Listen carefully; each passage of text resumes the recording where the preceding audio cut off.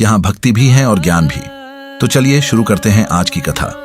पुराण भारतीय संस्कृति की अमूल्य निधि है। पुराणों में मानव जीवन को ऊंचा उठाने वाली अनेक सरल, सरस, सुंदर और विचित्र विचित्र कथाएं भरी पड़ी हैं। उन कथाओं का तात्पर्य राग द्वेष रहित होकर अपने कर्तव्य का पालन करने और भगवान को प्राप्त करने में ही है। पद्म पुराण के भूमिखंड में ऐसी ही एक कथा आती है। अमरकंटक तीर्थ में सोम शर्मा नामक एक ब्राह्मण रहते थे। उनकी पत्नी का नाम था सुमना। वह बड़ी साध्वी और पतिव्रता थी। उनके कोई पुत्र नहीं था और धन का भी उनके पास अभाव था। पुत्र और धन का अभाव होने के कारण सोम शर्मा बहुत दुखी रहने लगे। एक दिन अपने पति को अत्यंत चिंतित देखकर सुमना ने कहा कि प्राणनाथ, आप चिंता को छोड़ दीजिए, क्योंकि चिंता के समान दूसरा कोई दुख नहीं है। स्त्री, पुत्र और धन की चिंता तो कभी करनी ही नहीं चाहिए। इस संसार में ऋण बंध से, अर्थात किसी का ऋण चुकाने के लिए और किसी से ऋण वसूल करने के लिए ही जीव का जन्म होता है। माता, पिता, स्त्री, पुत्र, भाई, मित्र, सेवक आदि सब लोग अपने अपने ऋणानुबंध से ही इस पृथ्वी पर जन्म लेकर हमें प्राप्त होते हैं। केवल मनुष्य ही नहीं, पशु पक्षी भी ऋणानुबंध से ही प्राप्त होते हैं। संसार में शत्रु, मित्र और उदासीन ऐसे 3 प्रकार के पुत्र होते हैं। शत्रु स्वभाव वाले पुत्र के 2 भेद हैं। पहला, किसी ने पूर्व जन्म में दूसरे से ऋण लिया पर उसको चुकाया नहीं तो दूसरे जन्म में ऋण देने वाला उस ऋणी का पुत्र बनता है। दूसरा, किसी ने पूर्व जन्म में दूसरे के पास अपनी धरोहर रखी पर जब धरोहर देने का समय आया तब उसने धरोहर लौटाई नहीं, हड़प ली, तो दूसरे जन्म में धरोहर का स्वामी उस धरोहर हड़पने वाले का पुत्र बनता है। ये दोनों ही प्रकार के पुत्र बचपन से माता पिता के साथ वैर रखते हैं और उनके साथ शत्रु की तरह बर्ताव करते हैं।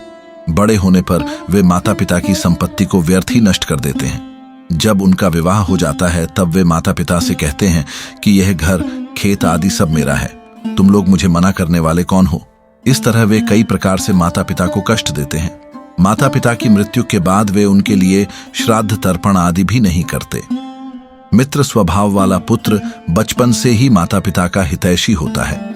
वह माता पिता को सदा संतुष्ट रखता है और स्नेह से, मीठी वाणी से उनको सदा प्रसन्न रखने की चेष्टा करता है।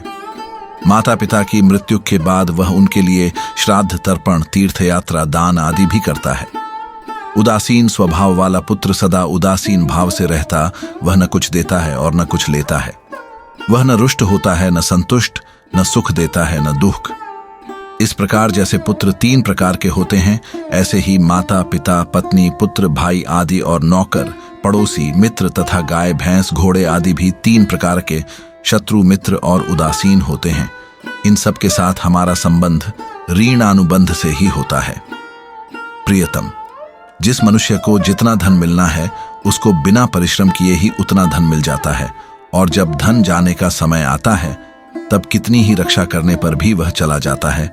ऐसा समझकर आपको धन की चिंता नहीं करनी चाहिए। वास्तव में धर्म के पालन से ही पुत्र और धन की प्राप्ति होती है। धर्म का आचरण करने वाले मनुष्य ही संसार में सुख पाते हैं। इसलिए आप धर्म का अनुष्ठान करें। जो मनुष्य मन, वाणी और शरीर से धर्म का आचरण करता है उसके लिए संसार में कोई भी वस्तु दुर्लभ नहीं रहती। ऐसा कहने के बाद सुमना ने विस्तार से धर्म का स्वरूप तथा उसके अंगों का वर्णन किया। उसको सुनकर सोम शर्मा ने प्रश्न किया कि तुम्हें इन सब गहरी बातों का ज्ञान कैसे हुआ। सुमना ने कहा, आप जानते ही हैं कि मेरे पिताजी धर्मात्मा और शास्त्रों के तत्व को जानने वाले थे, जिससे साधु लोग भी उनका आदर किया करते थे। वे खुद भी अच्छे अच्छे संतों के पास जाया करते तथा सत्संग किया करते थे। मैं उनकी एक ही बेटी होने के कारण वे मेरे पर बड़ा स्नेह रखा करते तथा अपने साथ मुझे भी सत्संग में ले जाया करते थे। इस प्रकार सत्संग के प्रभाव से मुझे भी धर्म के तत्व का ज्ञान हो गया। यह सब सुनकर सोम शर्मा ने पुत्र की प्राप्ति का उपाय पूछा। सुमना ने कहा कि आप महामुनि वशिष्ठ जी के पास जाएं और उनसे प्रार्थना करें। उनकी कृपा से आपको गुणवान पुत्र की प्राप्ति हो सकती है। पत्नी के ऐसा कहने पर सोम शर्मा वशिष्ठ जी के पास गए।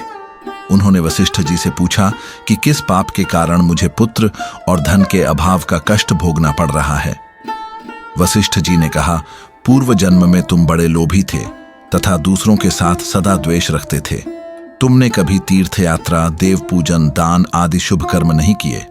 श्राद्ध का दिन आने पर तुम घर से बाहर चले जाते थे। धन ही तुम्हारा सब कुछ था। तुमने धर्म को छोड़कर धन का ही आश्रय ले रखा था। तुम रात दिन धन की ही चिंता में लगे रहते थे। तुम्हें अरबों खरबों स्वर्ण मुद्राएं प्राप्त हो गईं, फिर भी तुम्हारी तृष्णा कम नहीं हुई, प्रत्युत बढ़ती ही रही। तुमने जीवन में जितना धन कमाया वह सब जमीन में गाड़ दिया। स्त्री और पुत्र पूछते ही रह गए, किंतु तुमने उनको न तो धन दिया और न धन का पता ही बताया। धन के लोभ में आकर तुमने पुत्र का स्नेह भी छोड़ दिया। इन्हीं कर्मों के कारण तुम इस जन्म में दरिद्र और पुत्रहीन हुए हो।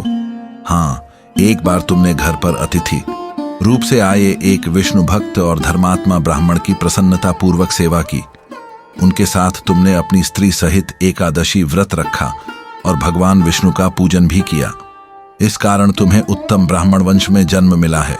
विप्रवर, उत्तम स्त्री, पुत्र, कुल, राज्य, सुख, मोक्ष आदि दुर्लभ वस्तुओं की प्राप्ति भगवान विष्णु की कृपा से ही होती है। अतः तुम भगवान विष्णु की ही शरण में जाओ और उन्हीं का भजन करो। वशिष्ठ जी के द्वारा इस प्रकार समझाए जाने पर सोम शर्मा अपनी स्त्री सुमना के साथ बड़ी तत्परता से भगवान के भजन में लग गए।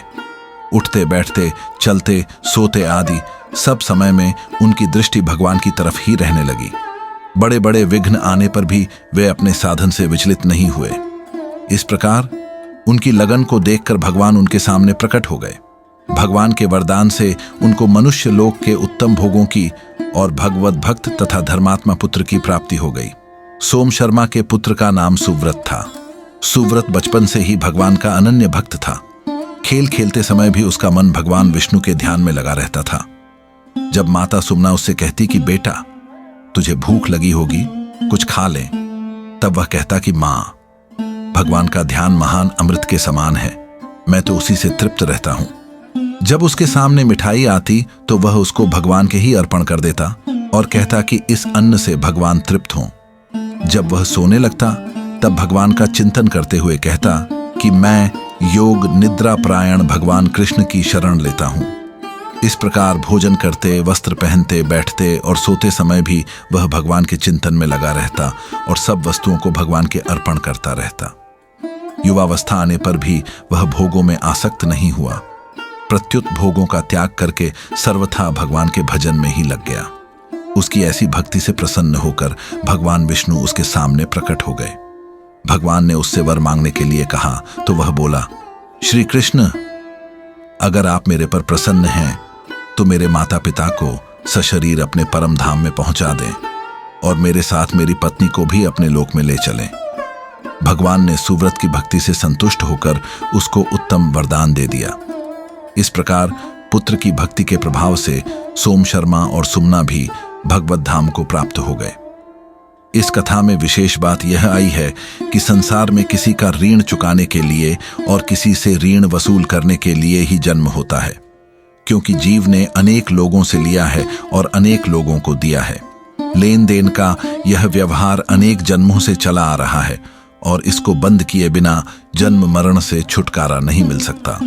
संसार में जिनसे हमारा संबंध होता है वे माता पिता, स्त्री, पुत्र तथा पशु पक्षी आदि सब लेन देन के लिए ही आए हैं। अतः मनुष्य को चाहिए कि वह उनमें मोह ममता न करके अपने कर्तव्य का पालन करे, अर्थात उनकी सेवा करे, उन्हें यथाशक्ति सुख पहुंचाए।